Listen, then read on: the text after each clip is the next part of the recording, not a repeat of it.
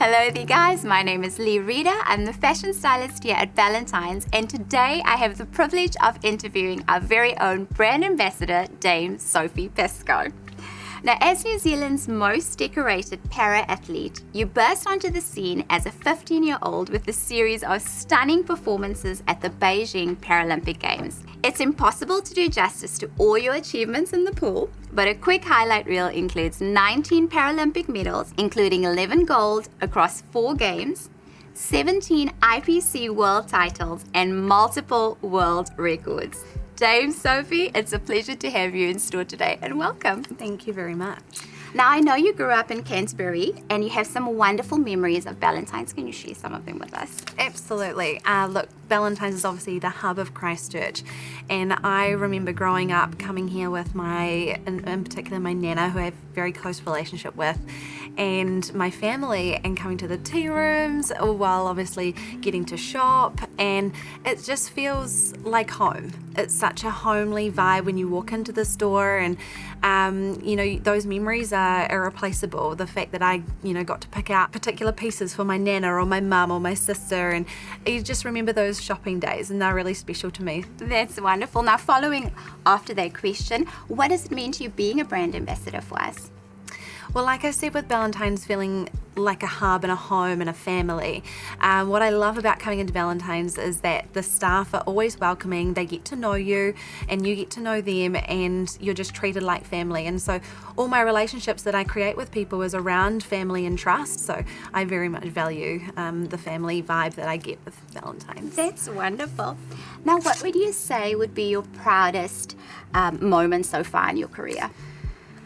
Well, my proudest moment would have to be taking it back to the Beijing Paralympic Games. Mm-hmm. My father is not a man to show a lot of emotion, and our accident involved my father with a lawnmower at our home. And when we were at the Beijing Paralympic Games, I wasn't really expected to burst out on the scene like I did. And so when I was up on the podium listening to the national anthem, I got to look up into the stands and see my dad shed a tear. So the fact that, this man who doesn't show a lot of emotion, it just took us right back to the day of the accident, and I got to change the image of a disabled girl into a world champion for him and many other people. So that's got to be my proudest moment for sure. For sure. Now, can you tell us how adversity has shaped your life? Well, I believe adversity has shaped my life right from when I was young. The day of the accident, obviously I've grown up in a majority society being a minority, being a disabled girl and growing into a disabled woman. So I live every day with adversity, from waking up in the morning, having to put my leg on and taking on that challenge. There's days where some days it's hard and it's sore and it's painful, and it reminds me, that I do have one leg. Adversity has just I've walked in it in my stride, physically, but emotionally, absolutely. And I think that I've been able to utilize that adversity into obviously my swimming and what I put into my day-to-day life now, with overcoming so many obstacles that, could have been a hinder in my life, but I've really utilized that and made sure that I give it a go and I try, and, I use that to succeed. Wow, and as a result of that, you're an inspiration to so many of us. Now tell me, Sophie, where do you think your love for fashion has come from?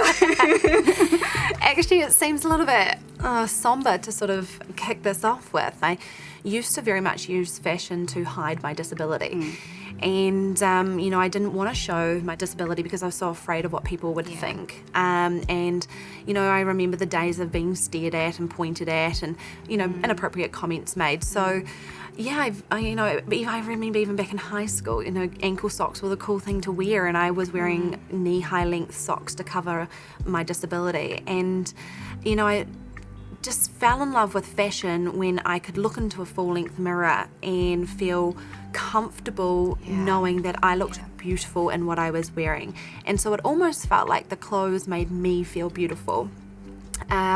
So it took a lot of wearing beautiful clothes to then understand that actually I'm beautiful underneath those clothes.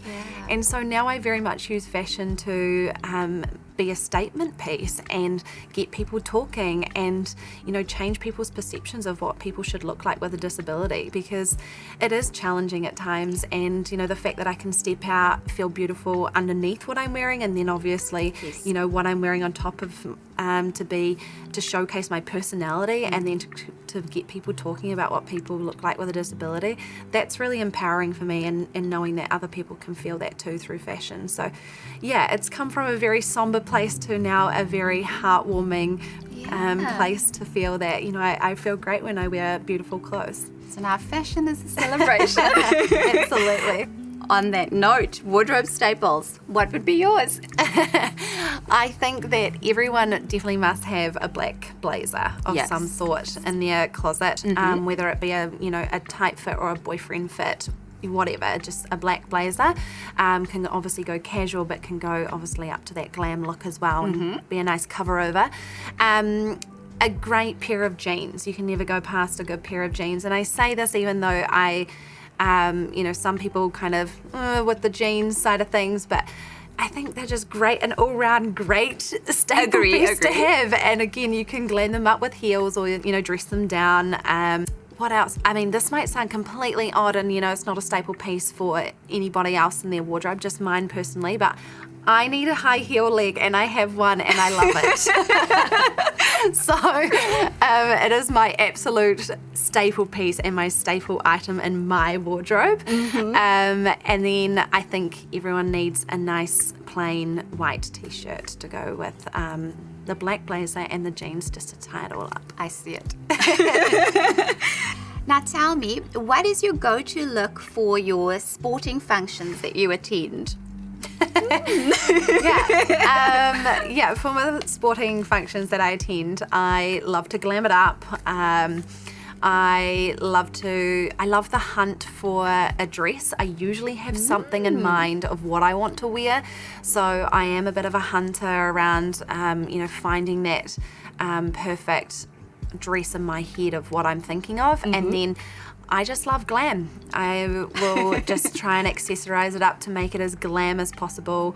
And I love full length. I think I would love to see more people wearing full length gowns to events. It's something that's, I feel like has been put aside, and it does, people think we don't have a lot of things to go to wearing a full length gown. You can wear a full length gown to anything. So I know, it's so elegant. In my head, I'm just like, all I see is glam, elegant, classy, a change from, what we usually wear as well. So, and it's nice to see suits and the full length gowns coming out. So for me, that's what I like to wear at a sporting event. Nice. Now you do spend some time in Ballantynes. Do you have favourite brands? Gosh, I love all the brands in Ballantynes, and it's nice obviously when I get to see all the new seasons come in, and I pop in and have a wee look-sees. I can't pick one because I feel like Ballantynes caters for everybody, which is fantastic. So that's what I love about coming in here, is that I can go to any brand that will cater for whatever style I'm looking for. So it's perfect for when I come in. So I'm not going to give you just one brand. I'm going to give you that they're all amazing brands. So to end today's catch-up, I've got a couple of quick-fire questions for you. The first one, best thing about growing up in Canterbury? Well, first word that comes to mind is home, but family, and we're just a really close hub and a close-knit team in Christchurch, and that's what I love about it. If you had 2 hours to yourself, what would you do? Shopping. I kind of thought that would be your answer.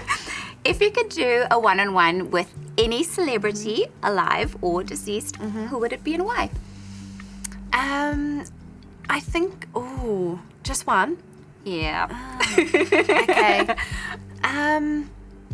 I think I'd go the Queen, and I would just love to hear the history of where she's come from, and then what she's been through, and the evolving world that she's been part of, and just the incredible person that she was to be able to lead, obviously, a Commonwealth.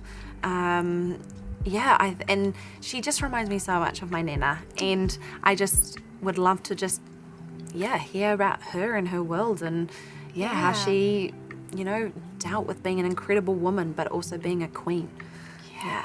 for a very long time Yeah. as well. Dame Sophie, we have sadly come to the end of our interview. Thank you so much. It has been a pleasure and a delight as always. Oh, thank you, Lee. And we look forward to seeing you around. And thank you so much, guys, for joining us today.